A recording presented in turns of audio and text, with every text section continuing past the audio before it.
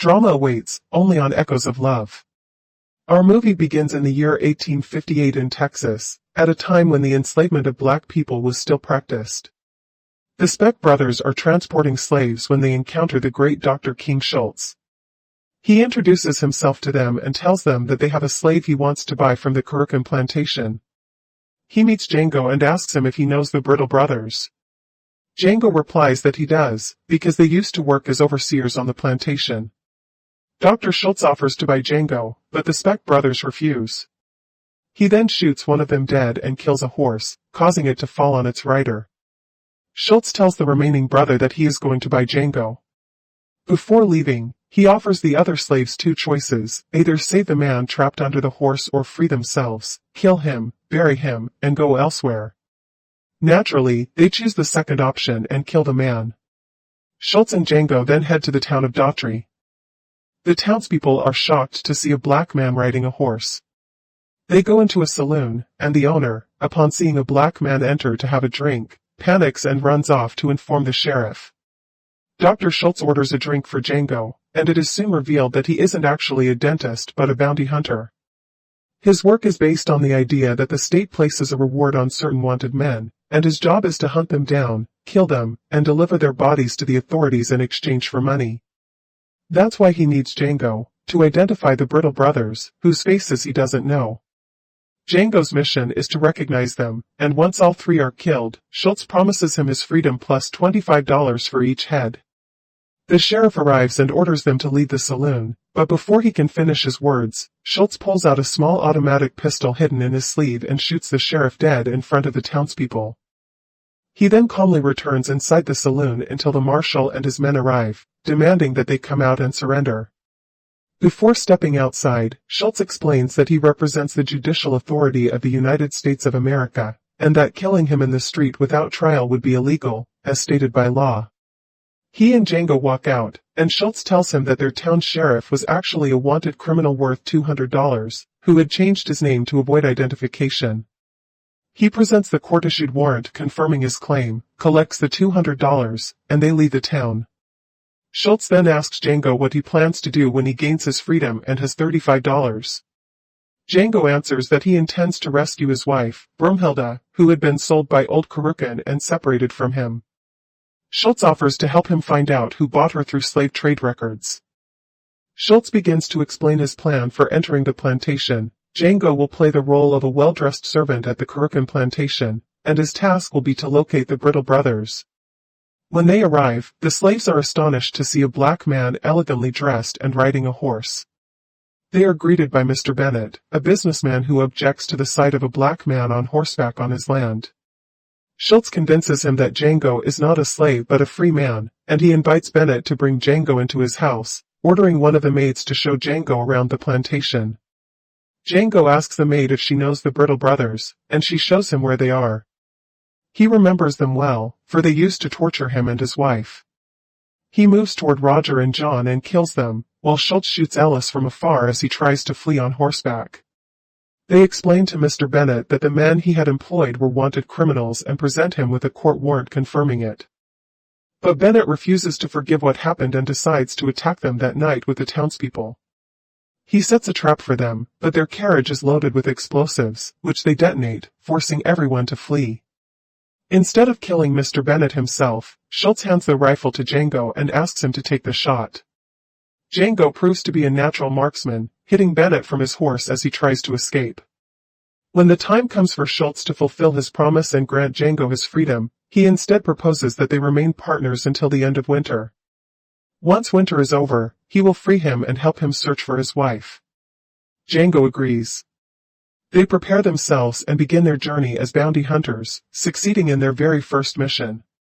Django keeps the wanted poster of Smitty Bacall as his first trophy from a kill, and Schultz continues to train him further. After a fruitful winter, they head to Mississippi to check the slave trade records. There, they find Brumhilda's name and discover she has been sold to Calvin Candy, who owns the fourth largest cotton plantation in the state. Schultz suggests that if they offered to buy a slave directly, Candy would refuse, and kidnapping her would make them criminals. The only solution is to approach him as investors in the Mandingo fighting business, a brutal sport where slaves fight to the death, and have Django pose as an expert who selects worthy fighters for Schultz to purchase. They finally meet the great Mr. Calvin Candy and offer him $12,000 in exchange for a fighter Django considers worthy of the price. They invite Calvin to bring Schultz and Django to visit his plantation, Candyland. Waiting for them there is Steven, Calvin's head house slave, a black man who despises other black people, despite being black himself. Steven objects to a black man riding a horse or staying inside the house. Schultz requests that Calvin send him the black maid he had mentioned, but she is being punished and confined in a black box for attempting to escape the plantation. She is released, cleaned, and brought to Schultz's room. Schultz meets her and tells her that they share a mutual friend, and that he has come specifically to rescue her from this place. She turns and sees Django, her husband, and immediately faints. Later, everyone gathers for lunch, and conversation turns to the business of selling black fighters. Steven notices some prior connection or special interest between Django and Brumhilde and asks her if she knows him, but she denies it. Negotiations resume regarding Calvin's fighters and their prices. They agree to purchase a black fighter for $12,000, and Schultz requests 5 days to prepare the sales contract with his lawyer. However, Calvin and Steven attempt to provoke Django by harming his wife, Brumhilde. Steven confirms that there is a relationship between them and tells Calvin in his office that Schultz did not come to buy a fighter, he came to buy Brumhilde, and that everything that happened was a scheme against him. After a long discussion, Calvin returns to the table, angry, and orders everyone to place their hands on it. He disarms them, brings forward Brumhilde, and announces that he will sell her for the same price, $12,000. He adds that if they do not buy her, he has the full right to crush her skull because she belongs to him. Schultz is forced to pay the amount. Once the purchase is complete, Calvin insists on shaking Schultz's hand. Schultz refuses, saying he does not wish to shake his hand or see him again. When Calvin insists, Schultz responds, "Since you insist that I shake your hand, I will shake it." He raises his arm, pulls a small pistol, and shoots a bullet straight through Calvin's heart, killing him instantly. But Butch points his rifle at Schultz and shoots him. A massacre erupts inside Calvin's house, killing Butch and several guards. During the chaos, they take Brumhilde hostage and threaten Django, who ultimately surrenders. They hang him by his leg. Steven approaches Django and tells him that instead of killing, torturing, or burying him, the household has decided to sell him to the Loquent mines.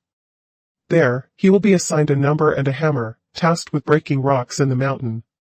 If he speaks, his tongue will be cut. If he collapses, he will be struck on the head with the hammer until he dies, the harshest punishment they can inflict. Django is transported to the mines, where he meets Quentin.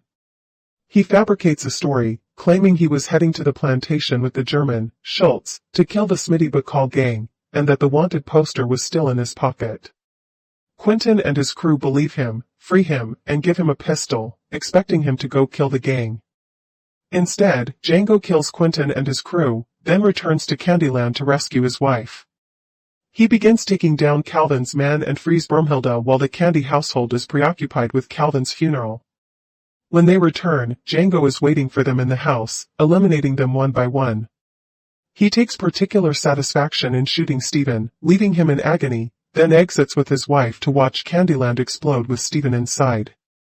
Finally, he takes Brumhilde and leaves the Candyland plantation forever. Here we reach the end of the video. Subscribe for more.